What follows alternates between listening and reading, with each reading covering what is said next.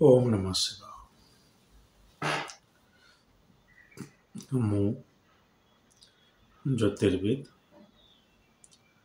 रुद्रप्रसन्न महापात्र भुवनेश्वर ओडिशा कहूँ। आपण मानक आगु मु बारंबार चेतई देइछि, जणे भी देइछि से शनि राहु केतु को लेकिन जो गोटे मिछ बा भ्रांत धारणा सृष्टि होइछि सेतु आपण दूरे रुहंतु। एटा संपूर्ण मिछ। आपण जातक जदि वास्तव में से सब ग्रह आपणकर खरा प्रारब्ध को देखाती आपणकर कर्मफल को, ताहले आपण ताकू नहीं व्यस्त हूँ। मोर किसी कहबार ना तत्कालिक हिसाब से जो ग्रह आपणकर पूर्वजन्मर पापर फल को दर्शाए सेटा को सही जातक खराब बिले आम कहीदेलु। से ग्रह षष्ठ अष्टम कि द्वादश अवस्थापित करूथुबो ना, यहाँ मोर पूर्वजन्मर खराब कर्मर फल ये ग्रहर दशा समय मुझे भोगी। तो ग्रहटा इट्सेल्फ किसी नुहे, गोटे मध्यम जो मध्यम भी आम आपणकर प्रारब्धटा को जापरुँ। से प्रारब्धर फलटा आप फेस करेंगे कैलकुलेसन करके दशा आपन को कहूँ। दशा अथवा टाइम कैलकुलेसन जहाँ आपंकर डेस्टिनी अच्छी आम जापर प्रारब्धटा को, एवं केबे समय वक्त से पहले किसी मिलूनी समयटा केबे आस बास। से ग्रह गोटे मध्यम। शुक्र को 20 वर्ष महादशा दे दिगला, केतु को 7 वर्ष दे दिगला, मंगल को 7 वर्ष दे दिगला। ये भाया कर कैलकुलेसन गोटे कर जहाँ भी हो मुनि ऋषि मान बहुत धन्यवाद से कर जिनसटी आजिका डेट्रे भी अक्षर अक्षर सत। हाँ आज से भाया गोटे आपमती आगुरी कही शनि आ राहु केतु को केमती गोटे सेंचुरी धरिकी बदनाम कर दि जाता कि आपंकर गोचर स्थितिटा खाली देखिकी जातक से जो गोचर करुँच जो राशि देखिकी शिव ग्रह 3टा को बदनाम कर दि जाता जोटा कि मिछ। ठीक से भाया शिव क्षमा करेंगे। शीत दिन मु श्वास रोगी विगत 20 वर्ष धरी, तेणु टिके सोर थ्रोट रोचे। हो ठीक जमती राहु केतु आ शनि गोटे राशि रे, राहु केतु 1.5 वर्ष आ शनि 2.5 वर्ष। जो मुझे कहूँ आप एक्जाक्टली 2.5 वर्ष बोले भावेनि। 2.5 वर्ष 4 6 5 मास केते दिन यही भाया एक्जाक्ट कैलकुलेसनटा से भाया आवरेज धरिकी चलतु। कहवा हिसाब से जमी कहुए जे मंगल 1.5 मास 1.5 वर्ष राहु केतु गोचर करती ऑलमोस्ट अप्रोक्सीमेटली जोटा आम इक्वाल टू चिन्ह न देकी गोटे गार आउ गोटे यही भाया वक्र चिन्ह दे था ऑलमोस्ट इक्वाल टू एस्ट्रोनॉमी रे। हो ठीक से भाया आउ गोटे ग्रह गोटे राशि रे बहुत दिन पर्यंत गोचर करे, से है बृहस्पति। ज्योतिष शास्त्र में बृहस्पति के सबुठ शुभ ग्रह कहुई, शुक्र को मध्य नैसर्गिक रूप शुभ ग्रह। कौन ज्योतिष जो कहीदे तो अलग कथा, नैसर्गिक रूप शुभ ग्रह बोली कहुए। शुभ ग्रह माने कौन? एमाने आपणकर पूर्वजन्मर पुण्य को दर्शाती। पापग्रह माने पूर्वजन्मर पाप को दर्शाती, किंतु जातक जदि से पापग्रह माने आपणकर भल भाव रहिले ताले धर्म त्रिकोण 159 कि केन्द्र रहिले ताले आपणकर से पुण्य को से दर्शाउछन्ति, किंतु से पुण्य फलटा आप तो सहजरे पाइबे ना। टिके आपको टाइम लगे, टिके कष्ट करी पाइबे। किंतु से गोटे सौम्य ग्रह बा नैसर्गिक शुभ ग्रह से बृहस्पति कि शुक्र कहतु जब अवस्थान करुँच आप बहुत आराम से फलटा पाइबे। खाली इंडिकेट आपणकर प्रारब्धर फल ही आप पाइबे। ग्रह मैंने आपको इंडिकेट कर टिके क्रूर ग्रह रहिले टिके कष्ट पाइबे, सौम्य ग्रह रहिले टिके सहजरे पाइबे। हो बृहस्पति को बहुत लोग भल भी कही जे द्वितीय धन धान्य, पंचम सुत एमती गोटे कहुई जे सेटा नाटाल हॉरोस्कोपी देखा जाए। ताकू किसी लोग गोचर रे अप्लाई करदे ଜାତକରେ ବୃହସ୍ପତି କୋଉଠି ଅଛି ତାକୁ ନେଇକି କୁହାଗଲା ଯେ ଦ୍ୱିତୀୟରେ ଧନ ଧାନ୍ୟ, ପଞ୍ଚମରେ ସନ୍ତାନ ସୁଖ ଦବ, ନବମରେ ଭାଗ୍ୟକୁ ଟେକିବ। ଗୋଚରରେ ବି ତାକୁ ରାଶିରୁ ଦେଖି ପକେଇଲେ, ସେଟା ଭୁଲ ହେଇଗଲା। କିନ୍ତୁ ଯେହେତୁ ବୃହସ୍ପତି ଗୋଟେ ବର୍ଷ ଚାଲେ, ତାକୁ ବି କିଛି ଭଣ୍ଡ ଜ୍ୟୋତିଷ ଛାଡ଼ିଲେ ନାହିଁ। ଗୋଟେ ପ୍ରିନ୍ସିପଲ୍ ସେମାନେ କ୍ରିଏଟ୍ କରିଦେଲେ, ଯୋଉଟା କମ୍ପ୍ଲିଟଲି ଗୋଟେ ଭଏଡ୍ ପ୍ରିନ୍ସିପଲ୍। ଆଉ ଗୋଟେ ଭଏଡ୍ ପ୍ରିନ୍ସିପଲ୍ ଉପରେ ପରେ କେବେ ଚର୍ଚ୍ଚା କରିବା, ସେ ହେଲା କାରକ ଭାବନାଶୟ। ଆଜି ଯେଉଁ ପ୍ରିନ୍ସିପଲ୍ କହୁଛି ସେଟା ହେଲା ସ୍ଥାନ ହାନ କରତି ଜୀବ। ସ୍ଥାନ ହାନି କରତି ଜୀବ। ମୁଁ ଆର ସାଂସ୍କ୍ରିଟ୍ ବି କୋଉଠି ପଢ଼ିନାହିଁ, ଆର ଇଂଲିଶଟା କେବଳ ପଢ଼ିଛି। ଆଶୁତୋଷ ରତ୍ନାକର ବୋଲି ଜଣେ ଲୋକ ନାଳନ୍ଦା ୟୁନିଭର୍ସିଟିରୁ PhD କରିଛନ୍ତି। ଭାଗବତ ରତ୍ନାକର ସହିତ ଟ୍ରାନ୍ସଲେସନଟା କରିଥିଲେ, ସେଥିରେ ସେ ଲେଖିଛନ୍ତି। ଯଦିଓ ଭାଗବତ ରତ୍ନାକର ଭଲ ଟ୍ରାନ୍ସଲେସନଟା ଡକ୍ଟର ବିଭି ରମଣ ହିଁ ନିଜେ କରିଛନ୍ତି। ସେ ଲେଖିଥିଲେ ସ୍ଥାନ ହାନି କରତି ଯିବ। ମୁଁ ବି ବହୁତ ଜାଗାରେ ଶୁଣିଛି, ଦେଖିଛି, ଜାଣିଛି, କିନ୍ତୁ ଏଟା ଗୋଟେ ଚର୍ଚ୍ଚା କରାଯାଏ ନାହିଁ। ମୁଁ ଆପଣଙ୍କୁ କହି ରଖୁଛି କ'ଣ ସେଇଟା। ବୃହସ୍ପତି ଯେଉଁ ଭାବରେ ରହିବ ସେ ଭାବର ହାନି ଘଟେଇବ। ଦେଖନ୍ତୁ, ଗୋଟେ ଜାଗାରେ ବୃହସ୍ପତିକି ଭଲ ବୋଲି କହିଦିଆଗଲା, କିନ୍ତୁ ଏଠି କାହିଁକି କୁହାଗଲା କହିଲେ? ଠକାମି। ଏ ବୃହସ୍ପତି ଏଠି ଅଛି, এটা ଦୁଇ ପ୍ରକାର ଠକାମି। ଜାତକ ପଢ଼ି ଆସିଲା ନାହିଁ, ବୃହସ୍ପତି ତ ଏଠି ଅଛି ଭଲ ଫଳ ଦେବା କଥା, ଆରେ ସେଇ ବୃହସ୍ପତି ନବାଂଶରେ ଖରାପ ଜାଗାରେ ଥିବ। ଦେଖ, ତାକୁ ଦେଖି ଆସିଲା ନାହିଁ, ସେ ବୃହସ୍ପତି ମୃତ୍ୟୁ ଭାଗରେ ପଡ଼ୁଥିବ, ଯେଉଁଠି ଗୋଟେ ଖରାପ ଗୋଟେ ପୁଷ୍କର ନବାଂଶରେ ପଡ଼ିକି ଭଲ ଫଳ ଦେଉଥିବ। କେଉଁ ନବାଂଶରେ ସେ ପଡ଼ୁଛି ସେଟା ଆପଣ ଦେଖିପାରିଲେ ନାହିଁ। ତ ସିମ୍ପଲି କ'ଣ କହିଦେଲେ ନା, ସ୍ଥାନ ହାନ କରତି ଯିବ। ବୃହସ୍ପତି ଯେଉଁଠି ରହିବ ସେ ଜାଗାଟା ହାନି ଘଟିବ।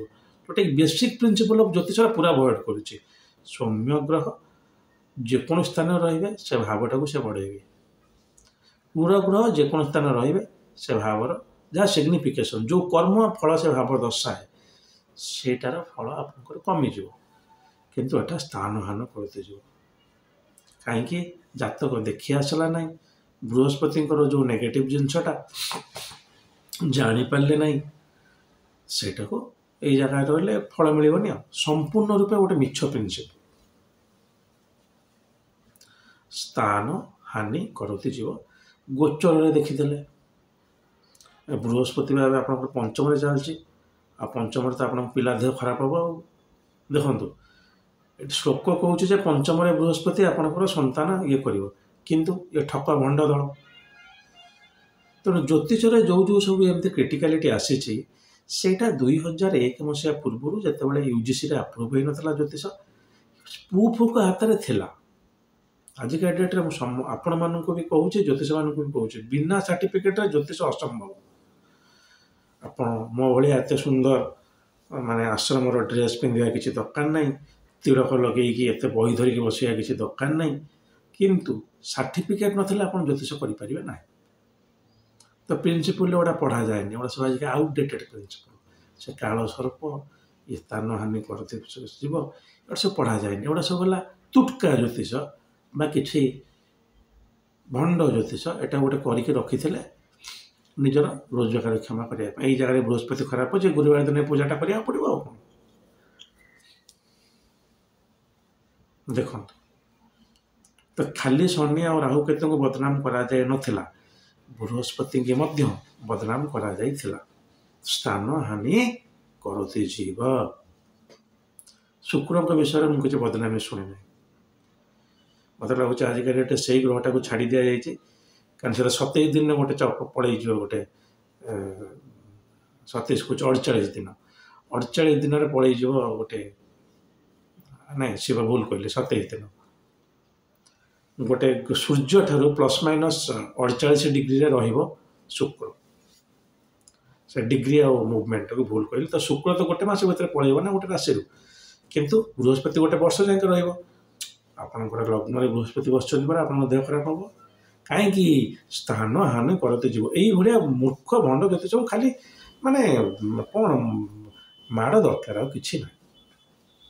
କ୍ଷମା କରିବେ, ମୁଁ ଏମିତି ଉତ୍ତ୍ୟକ୍ତ ହେଇଯାଉଛି, କିନ୍ତୁ କେତେ ଲୋକଙ୍କର ଆଶା ଭରସା ତୁଟିଥିବ। ଆଉ ଜ୍ୟୋତିଷ ପ୍ରିନ୍ସିପଲ୍କୁ ଏମିତି ମିସୟୁଜ୍ କରାହେଇଛି, ଆବ୍ୟୁଜ୍ କରାଯାଇଛି। କାହିଁକି ନା ସ୍ଥାନ ହାନି କରତେ ଯିବ। କେଉଁଠି ଏ ପ୍ରିନ୍ସିପଲ୍ ଆସିଛି କେହି ଜାଣିନାହାନ୍ତି, କାହିଁକି ଆସିଛି ଜାଣିନାହାନ୍ତି, କିନ୍ତୁ 100% ଏଟା ମୁଁ ଆପଣଙ୍କୁ ଲେଖିକି ଦେଇଦେଉଛି। କେବଳ ଯେମିତି ଏଇ ଭଣ୍ଡ ଜ୍ୟୋତିଷମାନେ ଗୋଚରର ବଳଟାକୁ ଦେଖିକି ଖାଲି ଆଜିକା ଡେଟ୍ରେ ଅଛି ଏଇଠି ଶନି କୁମ୍ଭରେ ଅଛି, ତେଣୁ ଚାଲିଲା କୁମ୍ଭ ପାଇଁ ଢୟା ଆରମ୍ଭ ହେଇଗଲା। ଆରେ କୁମ୍ଭ ପାଇଁ ବା ଲଗ୍ନର ଅଧିପତି ହେଲାଣି ଶନି, ଦ୍ୱାଦଶ ଅଧିପତି ମଧ୍ୟ, କିନ୍ତୁ ଲଗ୍ନର ଅଧିପତି ମଧ୍ୟ। ଆଉ ଖରାପ କ'ଣ ହେଲା? ସେଠି ଆଉ କିଛି ଦେଖାହେଲାନି। ଇଆଡ଼େ ରାଶି ବରଂ ହେଇଥିବ ସିଂହ, ସେଠି ଲଗ୍ନ ହେଇଥିବ କୁମ୍ଭ, ଶନିକି ତ ବଦନାମ କରିଚାଲ ଆଉ। ଠିକ୍ ସେଭଳିଆ ବୃହସ୍ପତି ବି ଏଥିରୁ ବାଦ ପାଇ ନଥିଲା। ଏଇ ପ୍ରିନ୍ସିପଲ୍ ମାଧ୍ୟମରେ ଯେ ବୃହସ୍ପତି ଯେଉଁଠି ବସିବେ ସେ ଭାବର ହାନି କରିବେ, ଯେଉଁଟାକି ସମ୍ପୂର୍ଣ୍ଣ ରୂପେ ମିଛ। 2-3 ଦିନ ତଳେ ଜଣେ ଓଡ଼ିଆର ଭଲ ପଡ଼କାଷ୍ଟର ସିଏ ମୋତେ ଫୋନ୍ କରିଥିଲେ ଏବଂ ସିଏ ଗୋଟେ ଏମିତି ପଚାରୁ କହିଲେ, ସାର୍ ମୁଁ ତ ଜାଣିନଥିଲି ଆପଣ ଏତେ ଇଂଲିଶରେ ବହି ଲେଖିଛନ୍ତି, ପଢ଼ା ଲେଖା କରିଛନ୍ତି। ପଚାରୁ ମୋତେ ଏଇ ପ୍ରିନ୍ସିପଲ୍ଟା ପଚାରିଲେ। ମୁଁ କହିଲି ଚାଲ କାଲି ରାତିରେ ତାଙ୍କ ସହିତ କଥାବାର୍ତ୍ତା ହେଉଥିଲା, ଆଜି ଟିକେ ଆମ ରାଜ୍ୟବାସୀଙ୍କୁ ଅବଗତ କରାଇଦେବା।